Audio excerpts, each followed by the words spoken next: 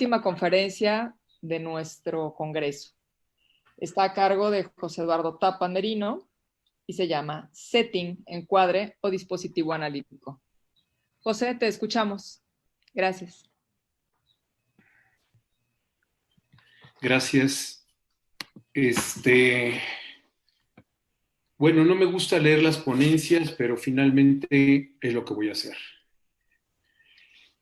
Las circunstancias actuales nos invitan a hacer una revisión profunda de la teoría psicoanalítica a las luces de los críticos del psicoanálisis a distancia. Se trata, la mía, de un trabajo de arqueología del psicoanálisis que nos va a dirigir a los principios en que se fundó y sobre la que se fue edificando la teoría psicoanalítica actual. Muchos de estos antecedentes se mantienen vivos en la clínica psicoanalítica.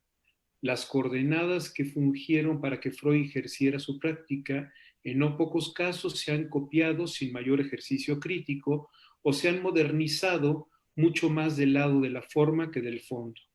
Nada más para que sepan, si ustedes buscan modernizar es dar apariencia de nuevo a lo viejo.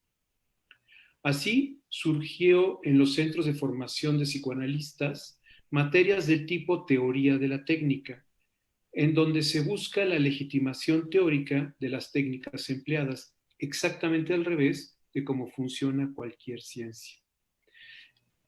Encontramos un trabajo que soporta los inicios de su práctica clínica, en la cual se trata de generar una expectativa en los pacientes a partir de promover el prestigio tanto de la persona del médico como en la del tratamiento.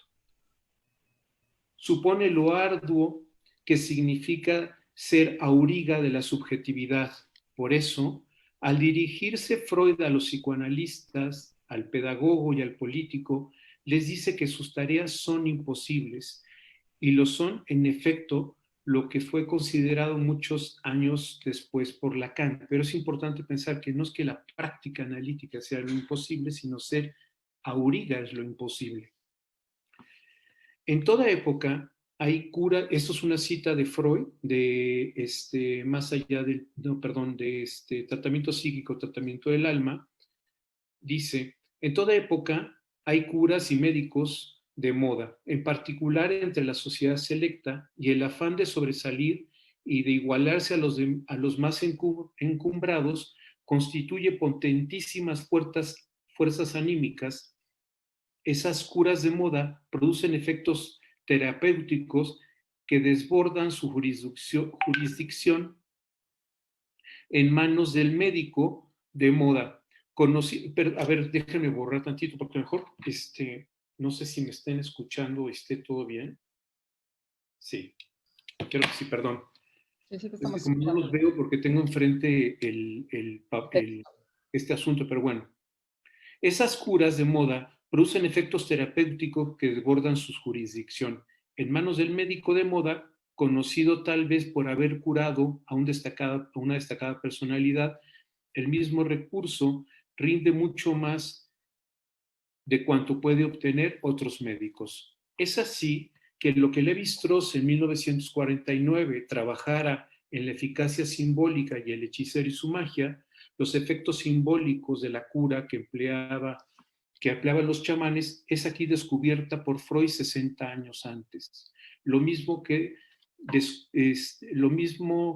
descubierto y operado en su clínica desde entonces, en donde el psicoanalista requería partir de esta perspectiva de la transferencia en tanto forma de sugestión a los pacientes con su sola presencia, como lo advierte el clima de la época de 1920 con la película alemana El gabinete del doctor Caligari, en la que muestra el poder popularmente se le atribuía al hipnotista.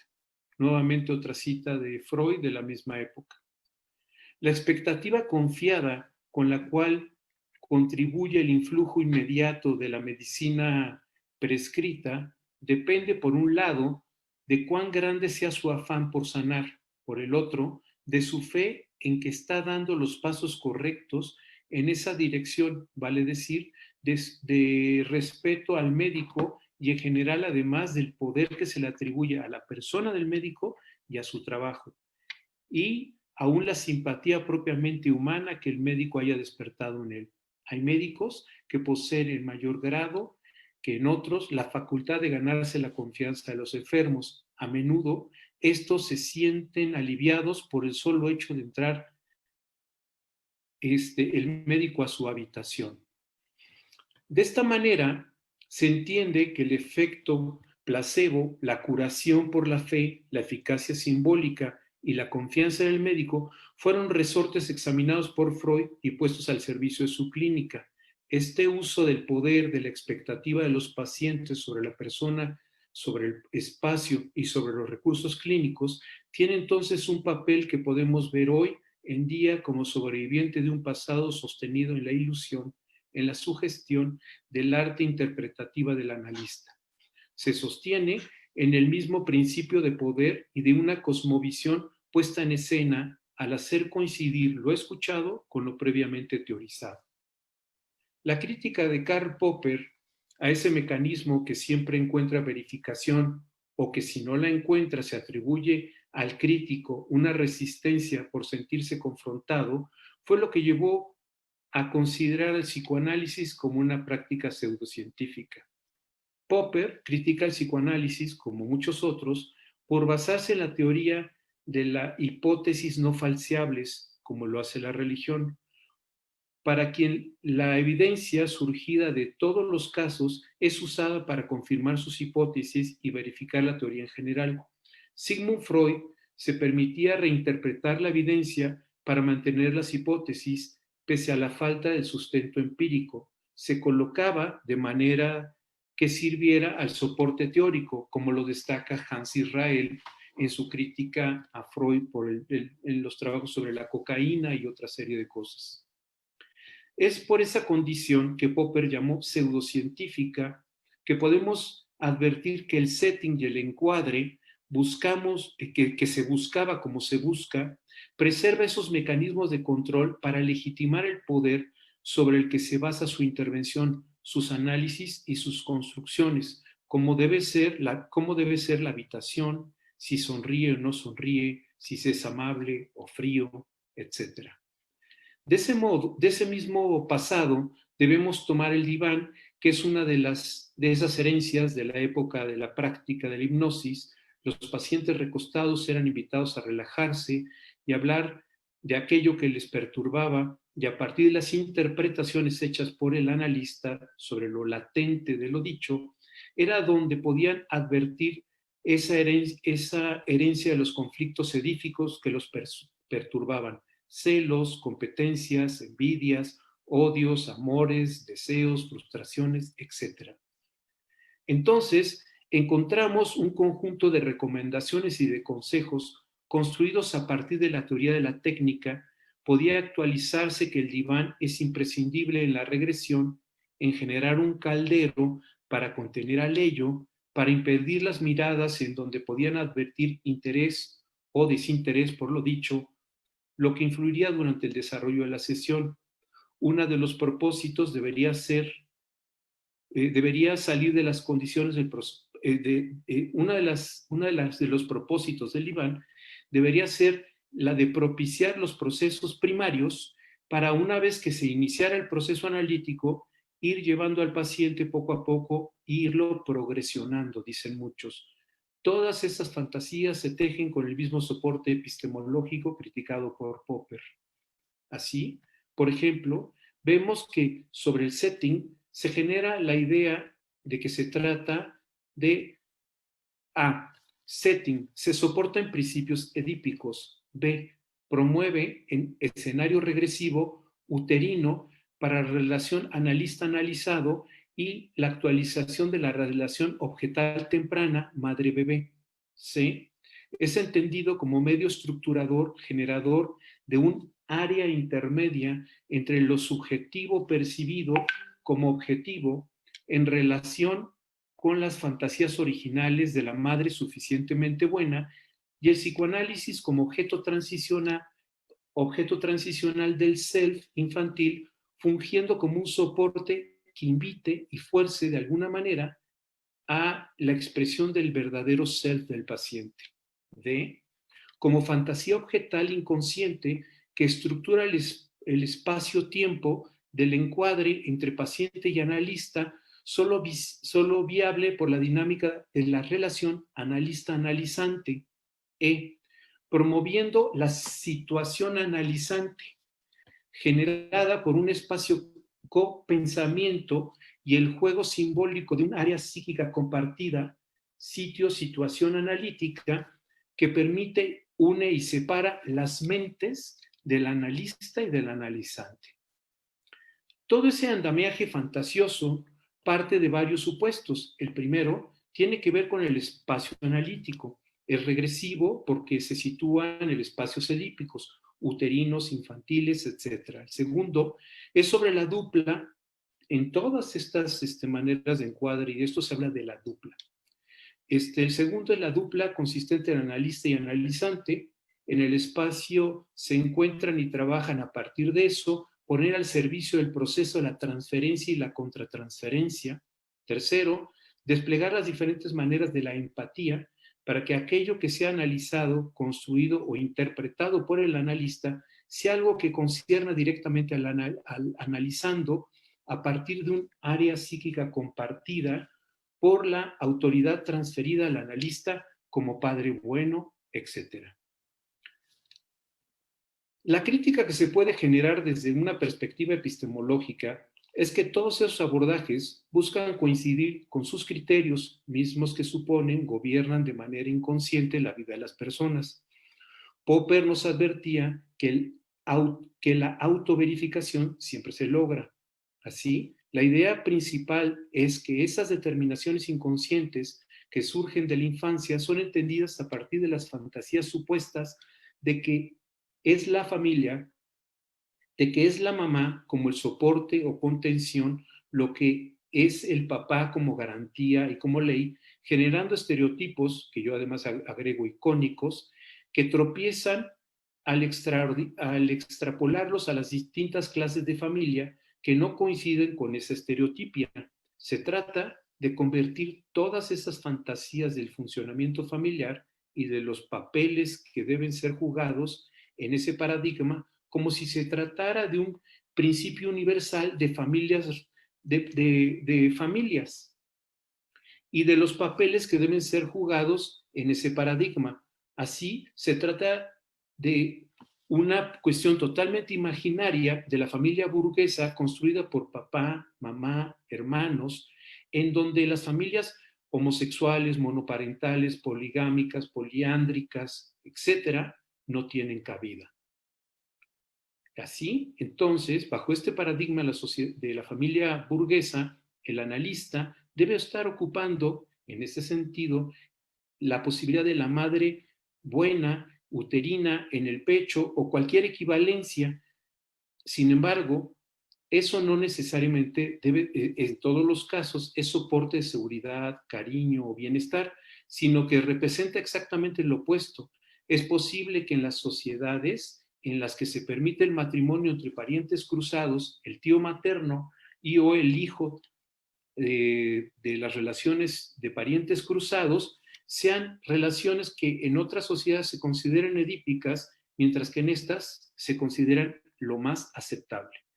Entonces, el complejo de Edipo, desde la perspectiva de la estructuración psíquica, tiene que ver con agentes, funciones, operaciones y no con personas o papeles, sean estos buenos o malos.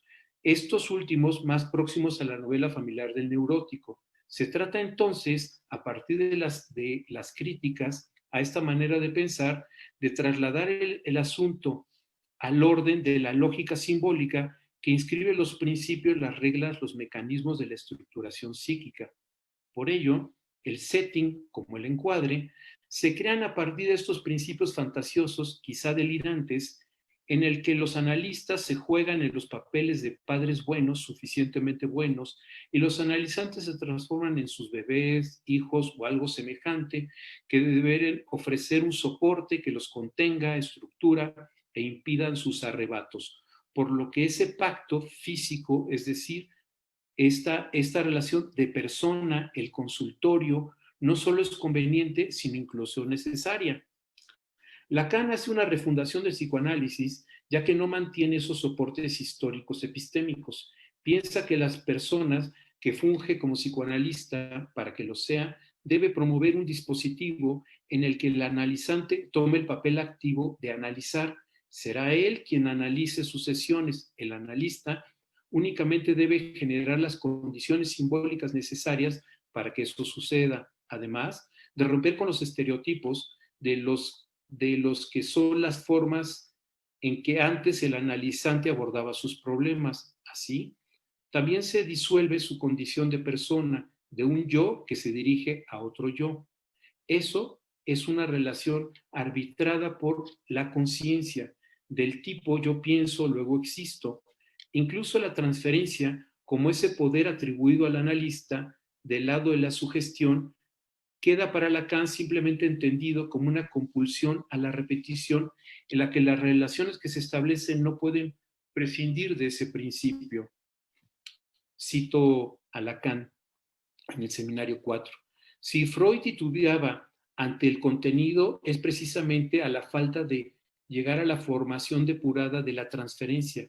Hay en efecto en la transferencia un elemento imaginario y un elemento simbólico y en consecuencia hay que elegir. Si se trata de transferencia tiene un sentido distinto al que Freud nos aportó y aparece una noción que dice obligación, compulsión de la repetición. Se toma entonces a la transferencia como esa obligación y compulsión a la repetición.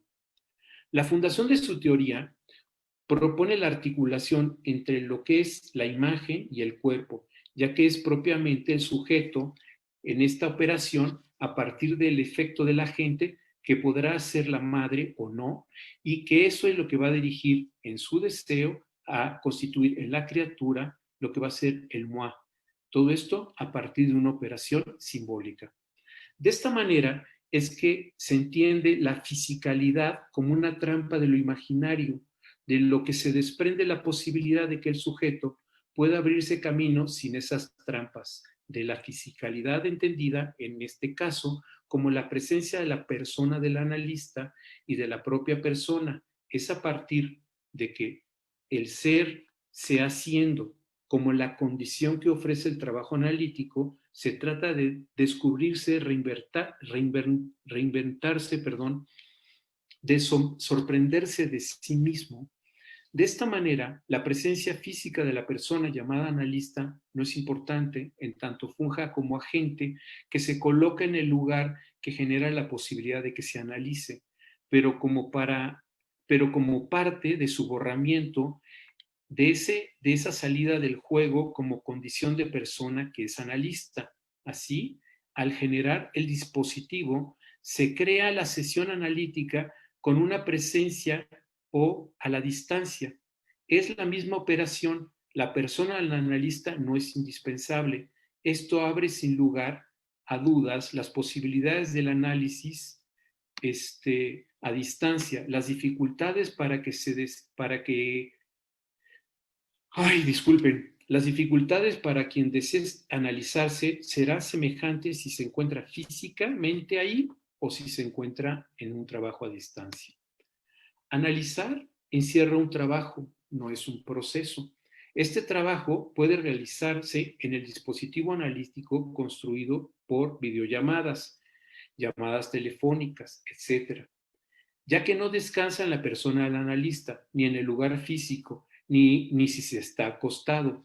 Como decíamos, se trata de generar las condiciones que permitan ese desplazamiento en el que las preguntas dirigidas al analista puedan ser respondidas por él mismo, o bien que lo conduzcan a él mismo a hacerse otras preguntas, ya que además no hay otro que pueda dar cuenta de eso. Es decir, es indispensable para el trabajo analítico salir de los planos fantasiosos del setting y el encuadre en que se encontraba confinada la clínica psicoanalítica. Se encontraba y se encuentra.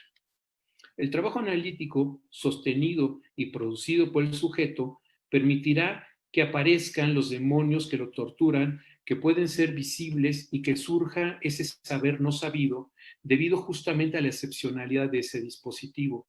Para ello, las dificultades de estar en esa sesión de manera presencial puede ser una oportunidad que permita visibilizar lo que fue invisibilizado, que lo normalizado deje de serlo, que pueda advertir su faz perturbadora, que no encuentre pretextos o coartadas para enfrentar la responsabilidad que tiene en la manera en que se encuentra sumergido en esas circunstancias que lo están aquejando. ¿Qué es lo que hace o no hace en el momento particular que estamos viviendo? Es un asunto que puede surgir en análisis y que le permite conectar y ver otras cosas ocultadas por su conciencia y por la distancia física con el analista. Así, el analista es comprendido como un lugar simbólico y no como una persona, y el analizante también deja de ser una persona para entender que encuentra sujetado a una serie de significantes, que su deseo no es al azar, que ese deseo se encuentra a partir del ser siendo, en el que el siendo se ve articulado con esa falta, con ese ser que es ese falta de ser, y que gracias a eso puede ser de diferentes maneras. Esto solo es accesible siguiendo una serie de principios, que no se trata de un asunto arbitrario. Se parte de que el analista se encuentra como sujeto supuesto saber, es decir, que él nada sabe del deseo de quien se encuentra analizando. El analizante le supone un saber, pero sobre sí, pero ese lugar no debe ser correspondido, ya que impediría el trabajo analítico. Si el analista supone que sabe, ese conocimiento eclipsará el descubrimiento del trabajo analítico. El analista deberá mantener en ese lugar que Lacan llama del muerto, como en el juego de bridge, en que mostrará las cartas para que el analizante haga su juego, poniendo sobre la mesa aquello dicho en otras sesiones, aquello descubierto y que puede ser pertinente en esos momentos, pero que únicamente quien analiza podrá elegir y sancionar esas intervenciones, haciéndolas suyas o no. En cualquier caso, la encomienda principal del analista es generar y mantener ese dispositivo que permita que una persona pueda analizarse para ver las determinaciones subjetivas que lo conducen inconscientemente, es decir, las condiciones a las que se encuentra sujeto, lo que lo hace estar otra vez sujetado al mundo, y pueda ver la responsabilidad subjetiva que tiene de haber causado los problemas que lo llevaron al psicoanálisis y quizá cambiarlas. Esta es una segunda parte. Luz, ¿me podrías decir nada más como cuánto tiempo me falta? Pues no te preocupes, estamos en tiempo, como unos 10 minutos todavía. Ah, ok, perfecto. Bueno, entonces le Sí. voy a decir otras consideraciones que dice. Esto es como una segunda parte que intento ser mucho más preciso y claro, ¿de acuerdo? Con lo expresado anteriormente. Y dice, cuando una persona acude a una sesión analítica, por lo general va en busca de consejos o soluciones a los problemas que lo perturban. Toda su vida, él se ha colocado frente a sí mismo, frente a los que lo rodean, a partir del sentido común o de las herramientas sociales que le parecen naturales. Considera que sus problemas son culpa de la falta de oportunidad o piensa que otras personas son responsables de sus fracasos. Muchas de las actividades de su vida las realiza de manera automática, sin preguntarse demasiado. Se define a sí mismo por ser un típico Capricornio, un tipo testarudo, enojón, simpático, etc. Lo importante es que esos rasgos le sirven para caracterizarse y definirse, pero en general se percibe como uno más, no demasiado distinto de los otros. Se trata de ese uno que Heidegger consideraba característico de la existencia inauténtica, por lo que se coloca anónimamente en su existencia. Él responde o piensa que lo hace como lo haría cualquier otra persona. La suerte tiene una gran importancia en sus auditorías personales, en su sistema de evaluación de éxitos o fracasos. A aquel le ha ido bien porque nació con buena estrella y a aquel mal porque nació estrellado. De verdad, ese de allá es un tipo con suerte. Así, la suerte entra necesariamente, así con la suerte entra necesariamente el pensamiento mágico. Uno comienza a preguntarse cómo atraerla, qué tendría que hacer para propiciar una racha de buena suerte, por lo que al ser una víctima del destino,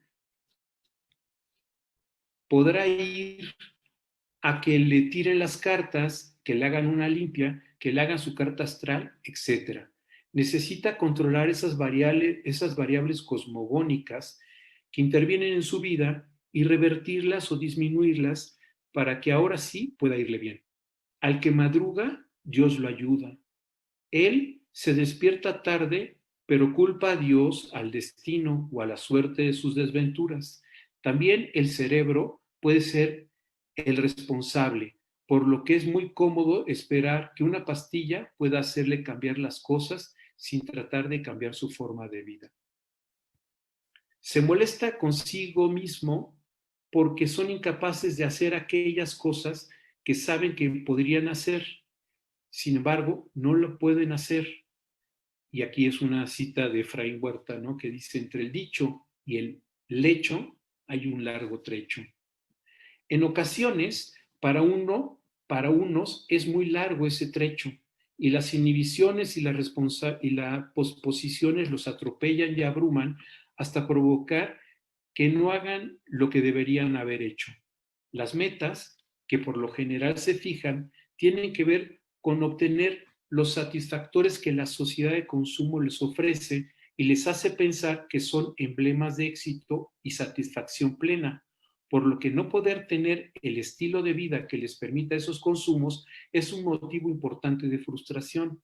Los males de amor también ocupan un papel en esas quejas.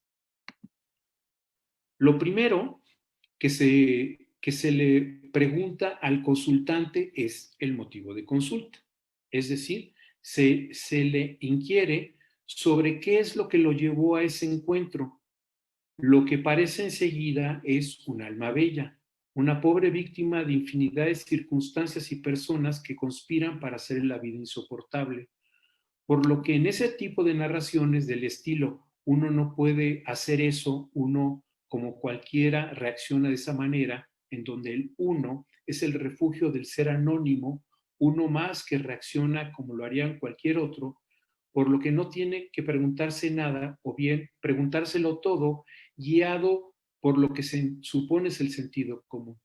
Se trata de hacerlo todo inoperante. Así que es un extraño sumergido en su propia existencia, un personaje de una ficción inventada en la que actúa sin saberlo, pero no por no haberse preguntado antes y que no tiene distancia frente a los fenómenos que intervienen en su vida, que el responsable es el azar. Por eso, se trata de una persona, entre latín personae, máscara de actor, personaje teatral. Ese es el lugar donde él se sitúa, el consultante frente al analista, frente a las otras personas, frente a su vida. Es la persona. Por lo tanto, lo suyo es actuar sin saberlo plenamente, de manera anónima como uno. Desde ese lugar es imposible emprender un proceso analítico, ya que se pregunta qué podría decir más que lo que ya sabe, cómo acceder a los planos de su existencia que ni siquiera sabe que están ahí. Así que ese es el primer cambio de las reglas del juego. Tiene que ver con el analista que busca que se coloque de manera inédita frente a los problemas que lo agobian, lo cual no será sin resistencias. Es mucho lo que tiene que perder, una historia de victimización, el usufructo que eso le produce. Todas sus certezas, todo su sentido de realidad y de cómo opera en el mundo mantiene una relación fractal con toda la manera en que ha vivido su vida. Lo que se busca es que encuentre su responsabilidad en los problemas que tiene, su responsabilidad en la manera en que aparecieron, que descubra que no fue lo que hizo y que fue lo que hizo para encontrarse en donde se encuentra. Entender que no fue teletransportado hasta encontrarse en esas circunstancias y que cada peldaño que bajó o subió en el agujero en el que se encuentra fue caminado por él. Esa es la complejidad del asunto del trabajo analítico. Busca que la posición subjetiva de la persona sea desenmascarada. O sea, si persona es una máscara, que la persona sea desenmascarada, que advierta los automatismos, que cuestione su sentido común, sus criterios y valores, su sistema de clasificación, etcétera, para que aparezca la dimensión del sujeto en tanto sujetado al inconsciente y al deseo. Si se logra esa apuesta, entonces el consultante, como decíamos, podría devenir sujeto, ya que podría advertir y en su caso dar cuenta de aquello a lo que se encuentra sujetado y ver que en realidad es un títere de oscuros y hasta entonces desconocidos hilos, que los miedos y las evitaciones, las ambiciones, etcétera, son algunos de los titiriteros que han estado manejando su vida. La condición del sujeto es a partir de que lo inconsciente surja en él, que logre advertir que su yo lo engaña y le hace construir sentidos para pacificarse y mantenerse exactamente en medio del laberinto en que ha encontrado su vida. El sujeto no es sustancializable ni objetivable, es únicamente siendo en su despliegue en el movimiento, en el tránsito, por lo mismo no es una condición potencial porque no tiene certeza de cuál será su futuro. El sujeto siempre es presente, lo cual sorprende a todas las personas. Es algo del orden del acontecimiento, ya que no era predecible. En ese momento lógico es que el consultante se convierte en analizante. El dispositivo clínico ahora una posibilidad para analizar y el analista, que tampoco es una persona, se vuelve un lugar que genera las condiciones de posibilidad para que lo inconsciente pueda ser advertido, para que los malestares se transformen en síntomas al descubrir la responsabilidad subjetiva que tiene el sujeto de haberlos generado. Y por supuesto, los beneficios que obtiene de mantenerlo, lo que Freud llamó ganancia secundaria y Lacan goce. Al dar cuenta de eso, es cuando propiamente se puede decir que se encuentra analizando. Así, el dispositivo analítico sigue una dirección que es la de la cura en tanto curaduría, como sucede con una exposición de pintura. Cura para el sujeto, para que el sujeto pueda participar en la reorganización subjetiva, para que pueda generar un cambio que indique un reposicionamiento, ahora ético, frente a la verdad de su deseo, lo que necesariamente tiene un efecto multiplicador en el resto de su vida. La cura no se trata de un procedimiento salubrista, sanitario ni medicalizado. No se es más sano, no se es más sano, no es más sano, perdón, el que acude a analizarse, pero se busca que se tropiece menos con sus demonios y que esté advertido de las trampas que se hace, de los señuelos que el superior tira esperando que los atrape. Si puede pasar de la tragedia a la comedia en su experiencia, entonces podemos suponer que se está analizando. Es a partir de ese proceso analítico que obtiene la distancia crítica y logra entonces advertir a la persona que ha sido, a las falacias de sus argumentaciones y de su saber. Así podrá mantener a manera de crítico teatral, ver sus actuaciones y juzgarlas, estudiar cada uno de los papeles que ha tomado y las razones que tuvo para hacerlo, sus engaños, etc. Esta es una condición necesaria, aunque no suficiente, para colocarse en su existencia de manera que corresponda a lo que Heidegger llamaba una existencia auténtica como sujeto, abandonado su existencia inauténtica como persona. El proceso analítico es ambicioso, ya que frente al malestar, al estar mal, busca la conversión de esas posiciones en síntomas analizables para que la suerte desaparezca y las líneas de causalidad entre causa y efecto sean reveladas y así poder intervenir en esos malestares es decir, que el sujeto cambie la dirección y el posicionamiento subjetivo frente a la vida y que vea que se aprende mucho de la heurística negativa, de todos sus fracasos, de la manera de hacerse las trampas, la manera que se ha identificado con lo que no quiere. De esta manera, es claro que la presencia física de la gente que se coloca en el lugar de analista no es indispensable. Lo que abre sin lugar a dudas la posibilidad de analizar a distancia. Las dificultades para quien desea analizar serán muy semejantes a si se encuentra físicamente en el mismo lugar que el analista. Analizar encierra un trabajo como lo es también el trabajo del duelo. Este trabajo puede realizarse en un dispositivo. Este trabajo solo puede realizarse en un dispositivo analítico y este puede ser físico o por videollamadas o llamadas telefónicas. Gracias.